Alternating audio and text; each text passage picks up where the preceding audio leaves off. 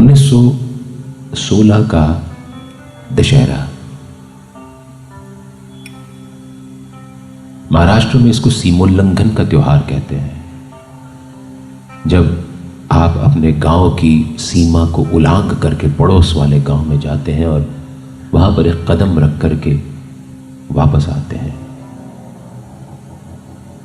शमी के पत्तों का, शमी के पेड़ के पत्तों का आदान प्रदान होता है। शमी को सोने का स्वरूप माना जाता है।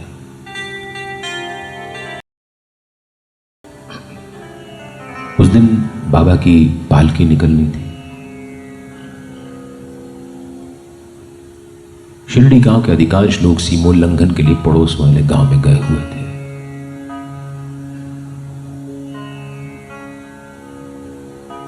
यहां मस्जिद माई में पालकी की तैयारियां चल रही थी। अचानक बाबा अपने स्थान से उठ खड़े हुए। लो देख लो, मैं हिंदू हूं या मुसलमान। ये कहकर के उन्होंने अपनी कफनी निकाली और धूनी में डाल दी। उनकी कफनी की आहुति प्राप्त करके धूनी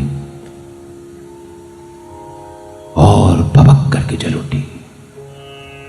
पूरी मस्जिद में लालिमा बिखर गई। जितने भी लोग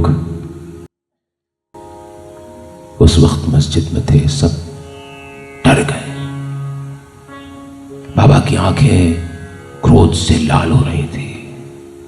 पूरी तरह दिगंबर खड़े हुए थे।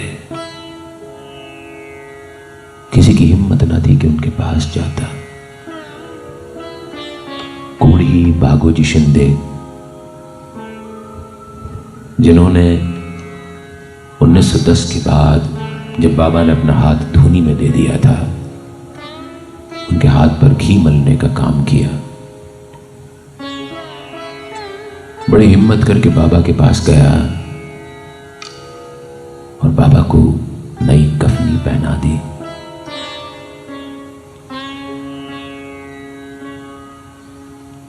लोगों को लगने लगा कि बाबा के गुस्से के चलते आज शायद पालकी नहीं निकल पाएगी।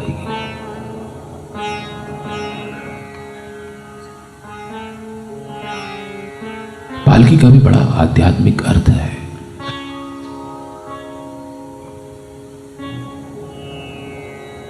शिरडी के गांव वाले वापस आए। सब कुछ थोड़ी देर में सामान्य हो गया। बाबा ने कहा, ये मेरा सीमोल्लंघन है।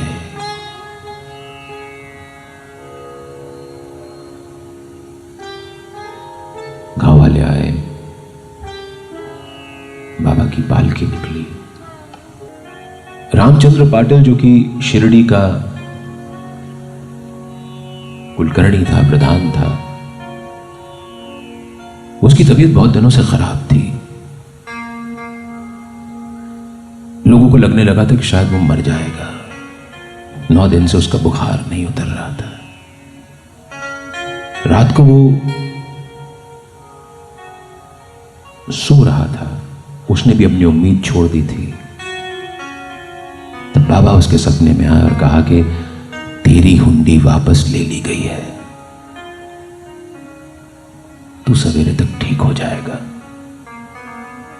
लेकिन मुझे चिंता है तात्या की, जो 2 साल बाद दशहरे के दिन हम सबको छोड़कर जाने वाला है। सब पका करके रामचंद्र पाटिल उठ गया।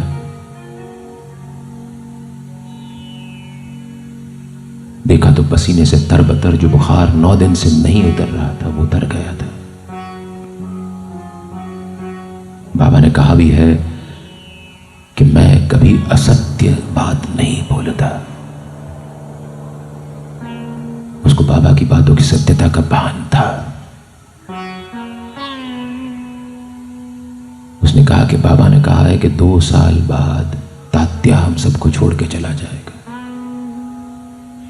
बाबा की बात असत्य नहीं हो सकती। उसने ये बात अपने दोस्त लक्ष्मण बाला शिंपी के साथ साझा की। कुछ दिन बीत गए। एक दिन दीक्षित वाड़े में सो रहे दोपहर के समय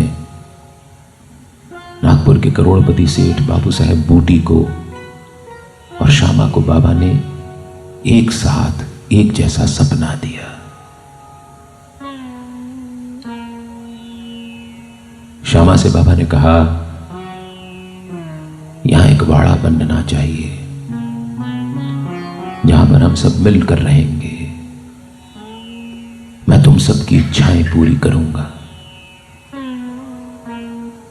उनके पड़ोस में दोपहर की नींद ले रहे बाबू साहेब बूटी को उसी वक्त बाबा ने वैसा ही सपना दिया कि यहां एक वाड़ा बनवाओ। उस वाड़े में सारे ब्राह्मण मेरे इर्द गिर्द रहेंगे। बाबू साहब बूटी की भी नींद खुल गई और श्यामा उठ गए। श्यामा उठ करके रोने लगे। उनको देख करके, रोता हुआ देख करके बाबू साहब बूटी ने कहा कि क्या हुआ श्यामा? श्यामा ने अपना सपना सुनाया। बाबू साहब बूटी ने कहा कि अरे मुझे बाबा ने यही एक सपना दिया है।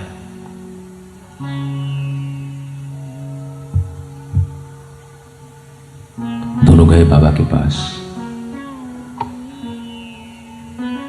बाबा से पूछा। बाबा ने कहा, हाँ बनवाओ ना एक वाड़ा, जब मैंने कहा है तो बनवाओ। बाबू साहब बूटी ने मस्जिद माई के पीछे की जमीन जिस पर बाबा पेड़ पौधे लगाया करते थे, अपने हाथ से सींचा करते थे। परसों हमने बात की थी कि वामन तात्या नाम का कुम्हार बाबा को उस फुलवारी को सींचने के लिए कच्ची मिट्टी से बने हुए 2 घड़े देता था। उसी जमीन को बाबू साहब बूटी ने मोल ले लिया। बाबा के हाथ से नारियल को छुआ करके, नारियल को फोड़ करके वाड़े का निर्माण कार्य प्रारंभ किया गया। वाड़ा बनता जा रहा था। बाबा यहां पर बीमार पड़ते जा रहे थे। अब रोज भिक्षा मांगने नहीं जाते थे बाबा। कभी प्रोफेसर जी नारके को, कभी श्यामा को, कभी मालसापति को बाबा अपनी ओर से भिक्षा मांगने भेज दिया करते थे।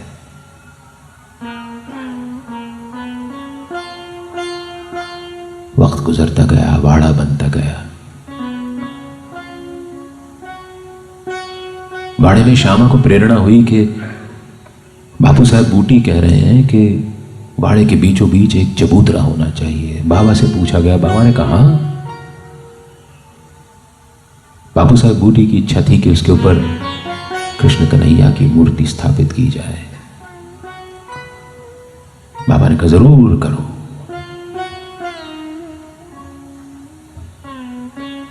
वाड़ा बनता गया। 7 सितंबर को महेश्वर में नर्मदा के तट पर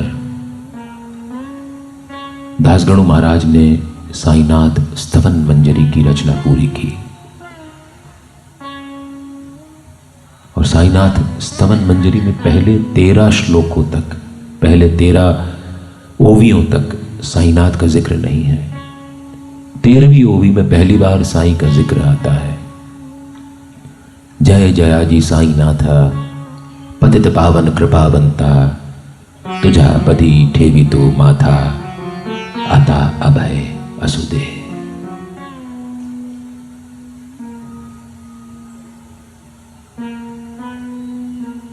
चार दिन बाद वो बाबा के पास आए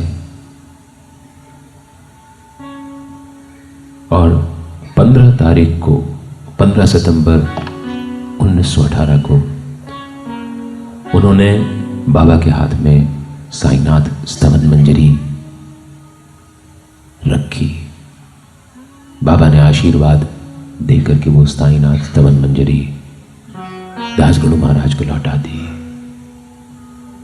कि इससे लोगों का भला होगा। दासगणु महाराज पंढरपुर निकल गए। सितंबर खत्म हुआ, अक्टूबर शुरू हुआ। 7 अक्टूबर को बाबा ने मिस्टर वजे नाम के एक व्यक्ति थे, उनके भक्त, उनसे कहा कि मुझे राम विजय पढ़ करके सुनाओ। श्रीमान वज़े ने राम विजय पढ़ना शुरू की। एक हफ्ते में पूरी पढ़ डाली। इस बीच में बाबा ने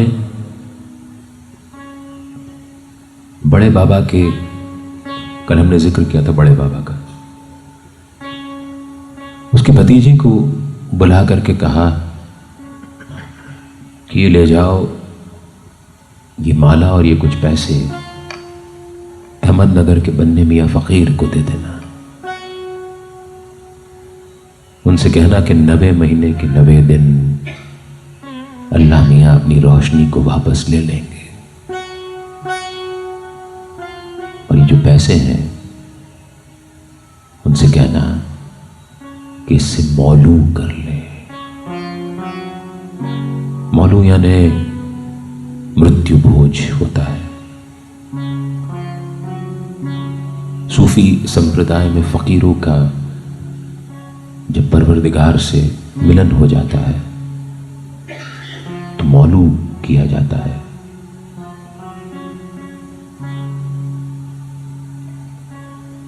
जैसे ही इन्होंने जाकर के बन्ने मियाँ फकीर को ये हार और पैसे दिए, बाबा का संदेशा सुनाया, बन्ने मियाँ फकीर की आंखों से आंसू टपक पड़े।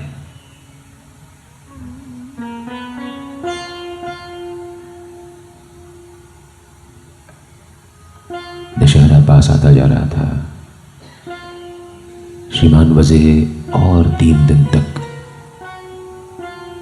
राम विजय पढ़ पाए, फिर थक गए थे। इधर तात्या की तबीयत खराब हो गई। तात्या बहुत ज्यादा बीमार हो गया। बाबा और तात्या में न जाने कैसा संबंध था कि वहां तात्या खांसता, यहां बाबा खांसते। वहां तात्या को खून निकलता खांसी के साथ, यहां बाबा को खून निकलता।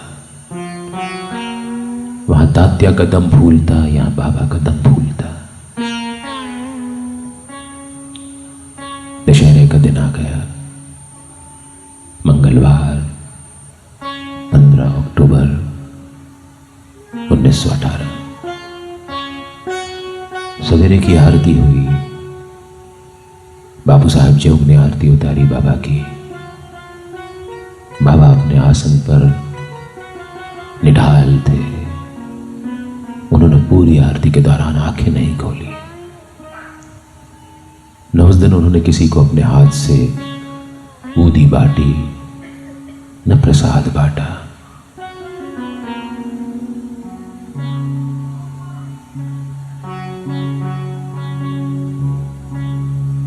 लोगों ने प्रसाद बांटा। उसके बाद बाबा ने आंखें खोली और वहां मौजूद तमाम भक्त, बापू साहेब बूटी, नाना साहब चांदोरकर, काका साहेब दीक्षित और भी बहुत सारे लोग। बाबा ने उनसे कहा कि घर जाओ। किसी अनिष्ट की आशंका में ये लोग कोई घर नहीं जा रहे थे। तब न जाने कहां से बाबा के अंदर शक्ति आई। बाबा ने कहा, मैंने कहा ना जाओ, यहां से खाना खाओ घर जाकर के, फिर वापस आ जाना।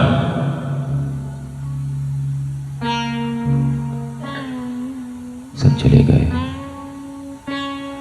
कुछ लोग मस्जिद में रह गए। नाना साहब निमोणकर, चंद्राबाई बोरकर, लक्ष्मीबाई शिंदे, भागोजी शिंदे और बयाजी अब्बा कोते पाटिल। निढाल बड़े बाबा अपने स्थान से उठे और अपनी कफनी में हाथ डाल करके लक्ष्मी को बुलाया अपने पास। लक्ष्मी, तूने अपने साईं की बहुत सेवा की है, ले तेरा साईं तुझे कुछ देना चाहता है। ये कहकर के बाबा ने अपनी कपनी की जेब से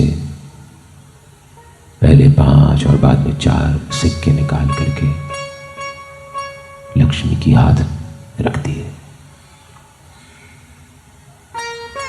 कोई कहता है कि नवरात्र पूरे हुए थे, ये शक्ति के 9 स्वरूपों के प्रतीक थे। कोई समझा कि 9 विधा भक्ति के प्रतीक हैं, कोई समझा कि भक्त के 9 लक्षणों के प्रतीक हैं, शिष्य के 9 लक्षणों के प्रतीक हैं।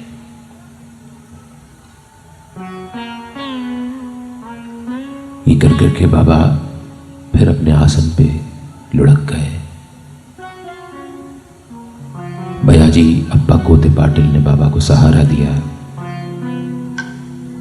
बाबा ने कहा, मुझे यहां पर अच्छा नहीं लगता, मुझे वाड़े में ले चलो। ये कहकर बाबा की गर्दन एक तरफ लुढ़क गई।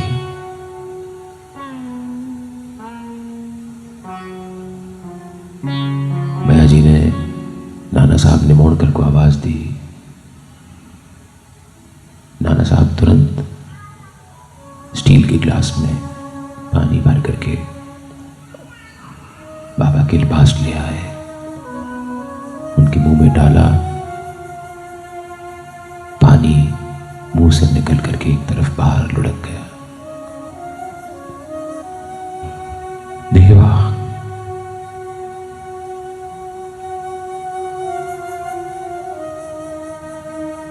बाबा समाधि ले चुके थे। वो फकीर जिसकी आवाजों से शिरडी गूंजा करती थी, वो फकीर अब नहीं था। वो फकीर जो शिरडी की जान हुआ करता था, वो न जाने कहां चला गया था। अचानक शिरडी खाली सी हो गई थी। शिरडी गांव वालों पर मानो कहर टूट पड़ा। जो जहां था वही का वही अपने सिर पर हाथ रख करके बैठ गया। किसी को समझ में नहीं आ रहा था कि क्या हो गया। हमारा साईं कहां चला गया।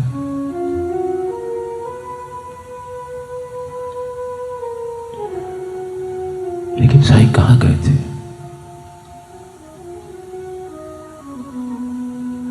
सिर्फ सदेह से सदैव हो गए थे। वो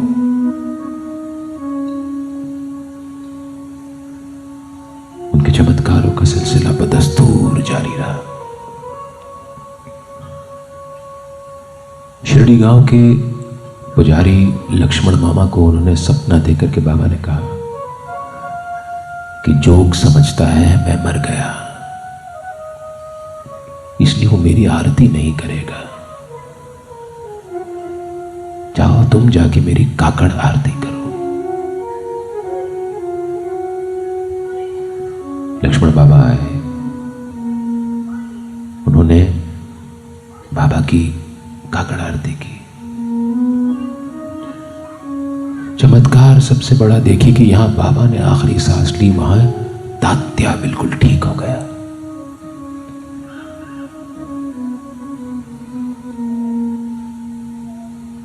पंढरपुर में दासगुरु महाराज को बाबा ने सपने में आकर के कहा कि मस्जिद की दीवार भर के गिर पड़ी है,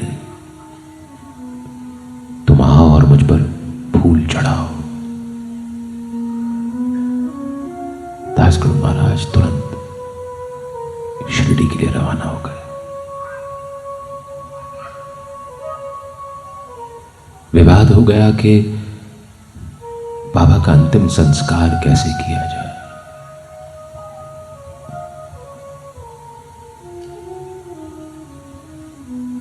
मुसलमान चाहते थे कि उनको दफनाया जाए, हिंदू चाहते थे कि उनको अग्नि दी जाए। रामचंद्र पाटिल ने मत विभाजन कराया काका साहब दीक्षित के कहने पर। फरमाया गया कि बाबा को समाधि दी जाए उनकी आखिरी इच्छा के अनुसार। वो वाड़ा जो बापू साहब बूटी बनवा रहे थे, बाबा की समाधि लेने के 36 घंटे बाद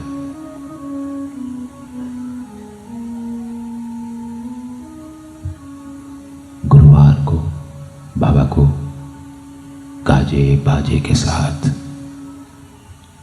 उसी वाड़े में समाधि दी गई।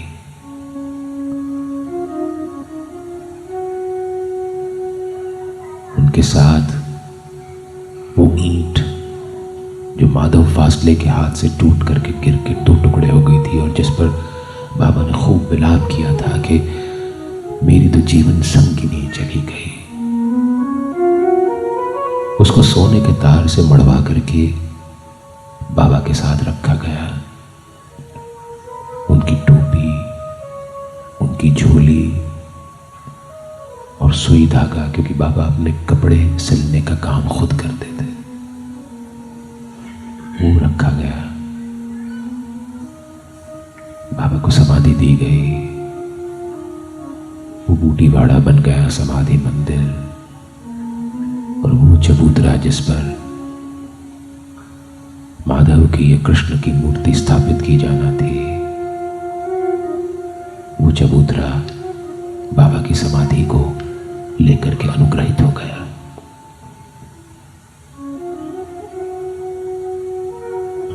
शिरडी की मिट्टी में मिलकर के साईं शिरडी हो गए या शिरडी साईं बन गए, ये किसी को नहीं पता। दोनों एकाकार हो गए।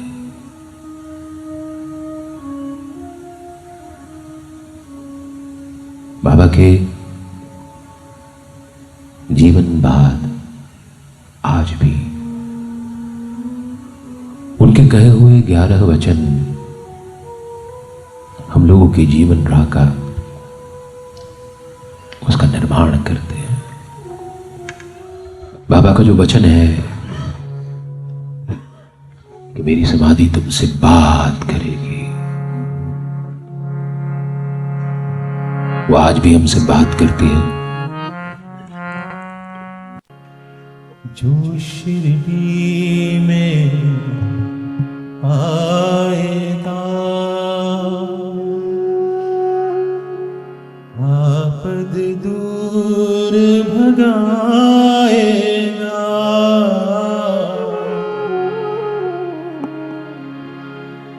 जो शिरडी में आएगा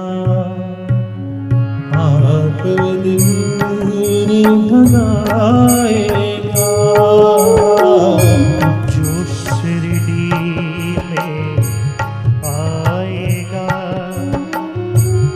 आपद दूर भगाएगा। साईं है ना, बाबा है ना, मैं हूँ ना, मैं हूँ ना। साईं है ना, साईं है ना, मैं हूँ ना, मैं हूँ ना।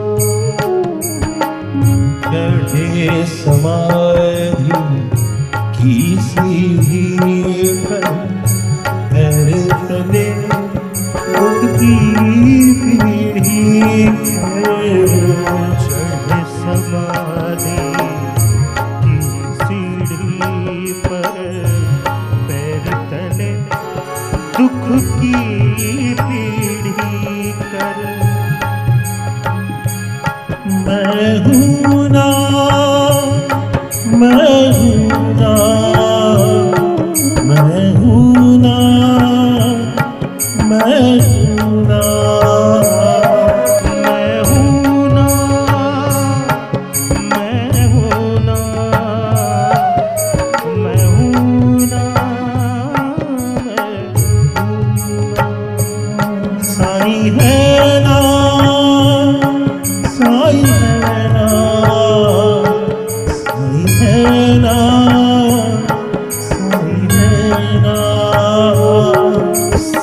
है ना, साईं है, साईं है ना, साईं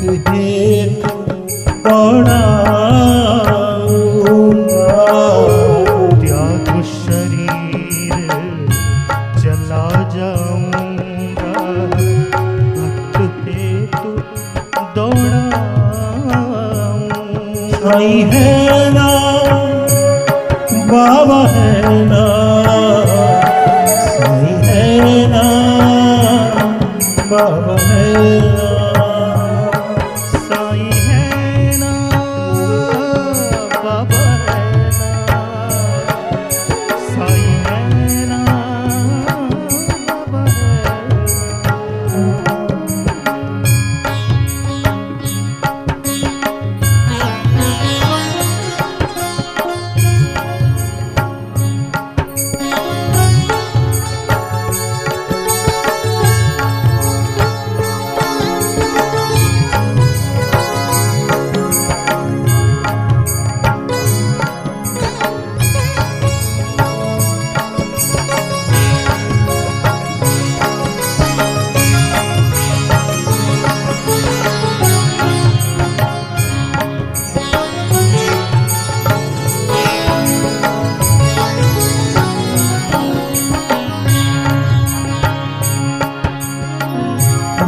में रखना दृढ़ विश्वास, करे समाधि पूरिया। मन में रखना दृढ़ विश्वास, करे समाधि पूरिया। मैं हूँ ना, मैं हूँ ना,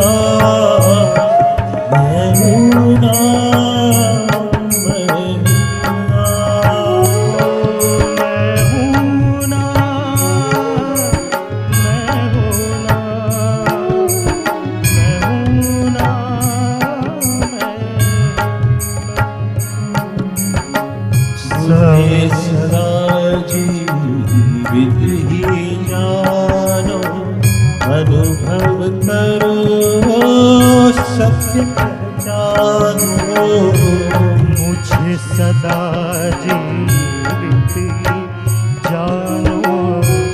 अनुभव करो सत्य पहचानो, मुझे सदा जीवित ही जानो। अनुभव करो सत्य पहचानो, मुझे सदा जीवित ही जानो। अनुभव करो सत्य पहचानो। बाबा है ना, बाबा है ना, बाबा है ना, बाबा है ना, बाबा है ना, बाबा है ना, बाबा है ना,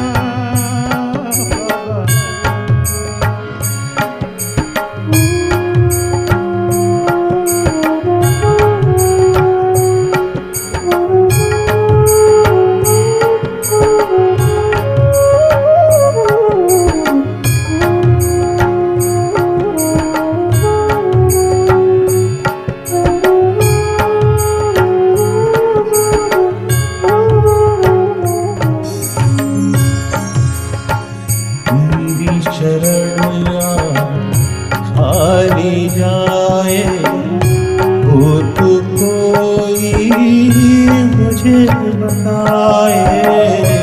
मेरी शरण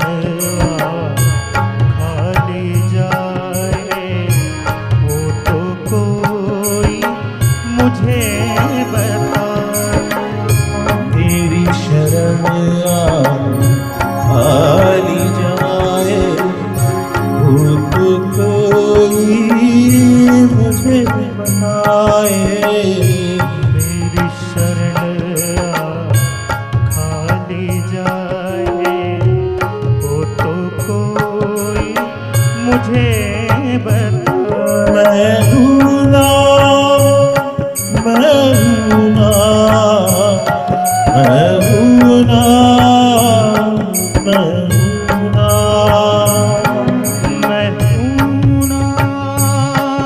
मैं हूँ ना, मैं हूँ ना,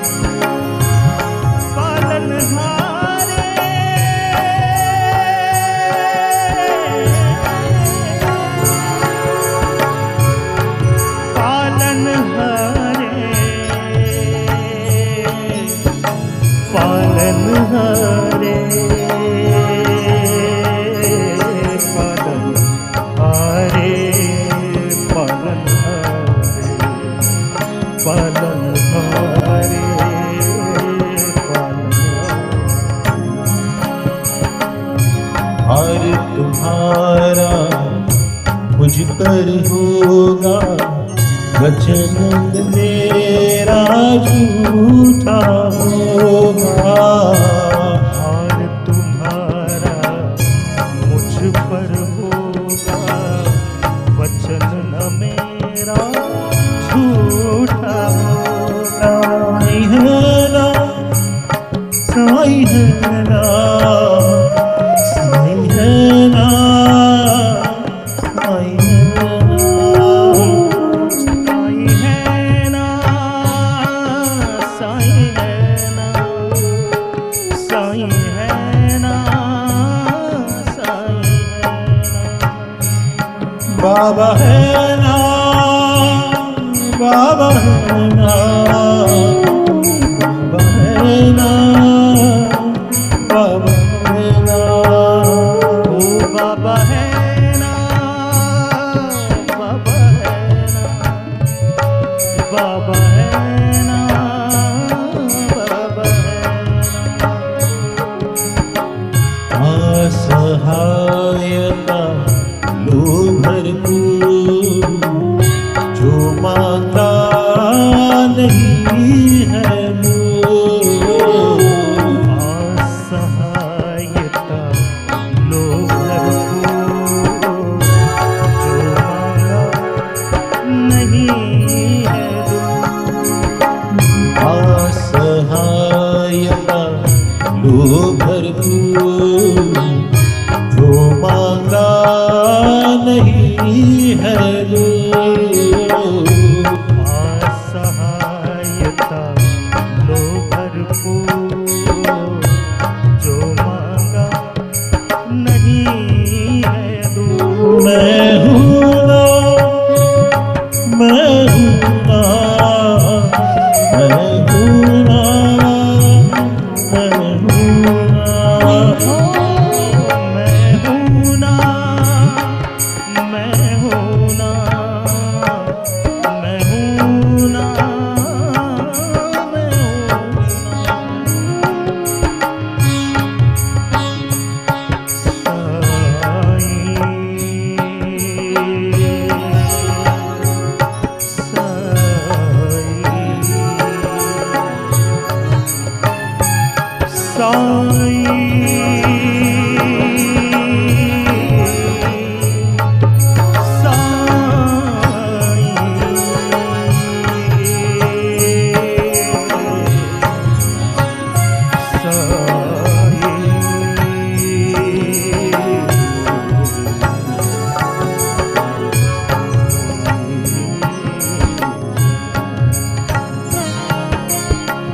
मुझ में लीन वचन मन काया उस कारण न कभी चुकाया। मुझ में लीन वचन मन काया उस कारण न कभी चुकाया। मुझ में लीन वचन मन काया उस कारण न कभी चुकाया। मुझ में लीन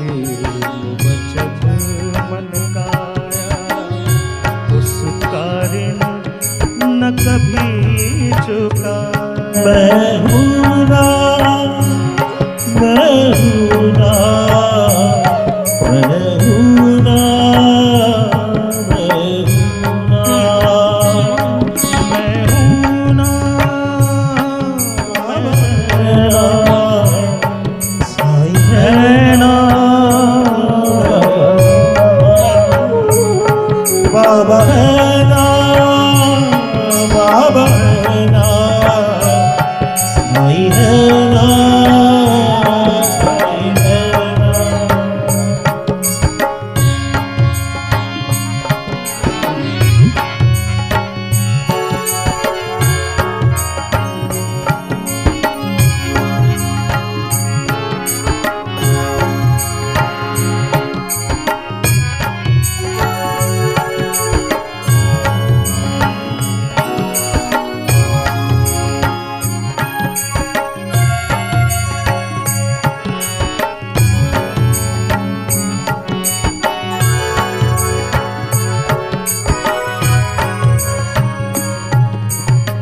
धन्य धन्य वह भक्त अनन्य, मेरी शरण तज जिसे नान्य।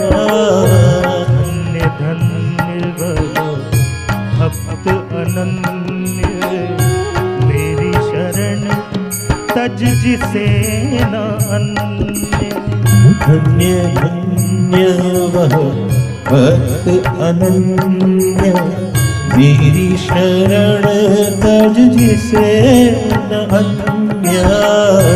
धन्य धन्य वह भक्त अनन्य, मेरी शरण तज जिसे न अन्य। मैं हूँ ना, मैं हूँ ना, मैं हूँ ना, मैं हूँ ना, मैं हूँ ना,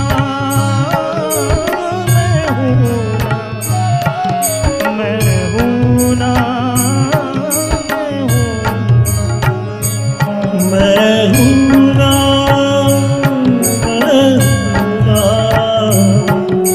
हूँ ना, मैं